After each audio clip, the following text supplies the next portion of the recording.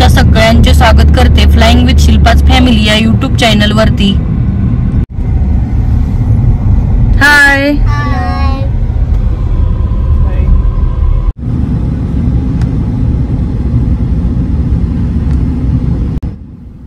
आज आम्ही संपूर्ण फॅमिली मिळून छावा चित्रपट बघण्यासाठी निघालो आहोत।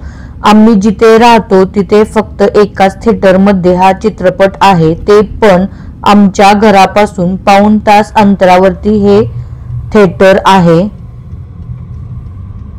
सध्या इथले वेदर खूप खराब आहे आणि आजचे वेदर -22 डिग्री आहे आणि आता सध्या थोडा स्नो चालू झाला आहे।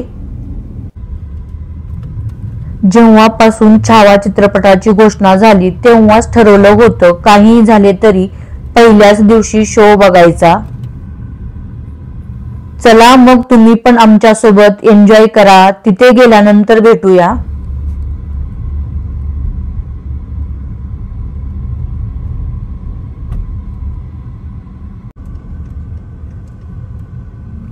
आपण पोहोचलो आहोत।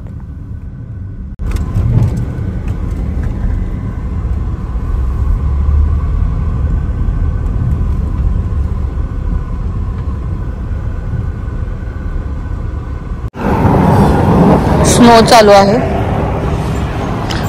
वेदर खूप खराब आहे, थंडी आहे भरपूर।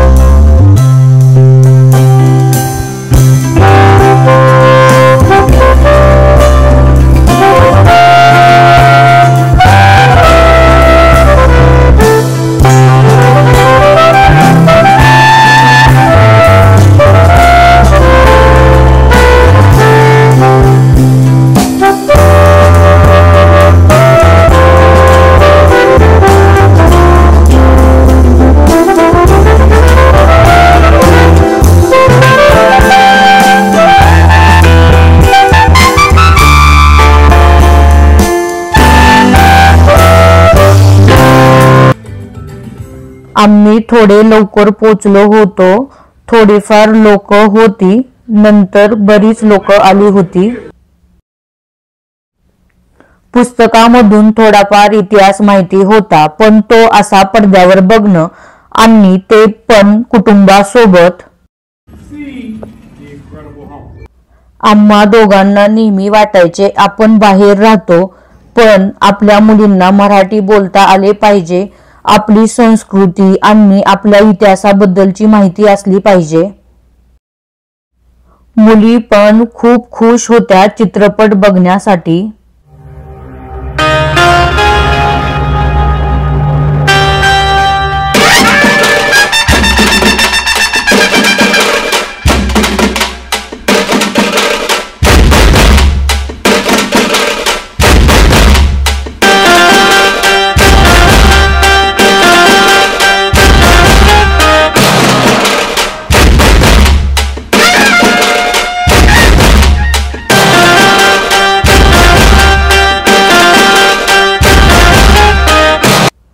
चित्रपट सुरू झाल्यापासून ते संपेपर्यंत खूप वेगवेगळे अनुभव देणारा हा चित्रपट।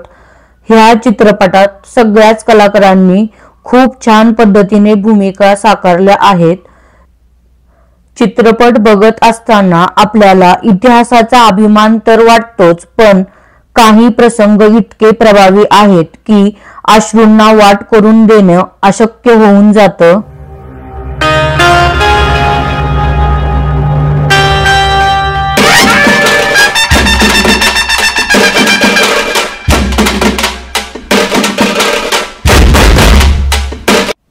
बाकी सिनेमाची शेवटची 45 मिनिटे बघताना अक्षरशः राजांचा छळ बघवत नाही. त्यांची हाताचे नखे काढली, जखमावर मीठ चोळले, डोळे फोडले, जीभ तोंडातून बाहेर काढली, असे हाल करून आपल्या राजाला मारले. परंतु महाराजांनी धर्मत्याग केला नाही. चित्रपट संपल्यानंतर फक्त प्रत्येकाच्या डोळ्यात पाणी, अंगावर शहारे आणि स्मशान शांतता असा अनुभव होता. शेवटी थिएटरमधून बाहेर पडताना असे मनात येते की आपल्याला बघताना एवढा त्रास होतो, पण महाराजांनी स्वतः कसे सहन केले असेल. शंभूराजे तुम्हाला मानाचा मुजरा. जय शिवराय, जय शंभूराजे.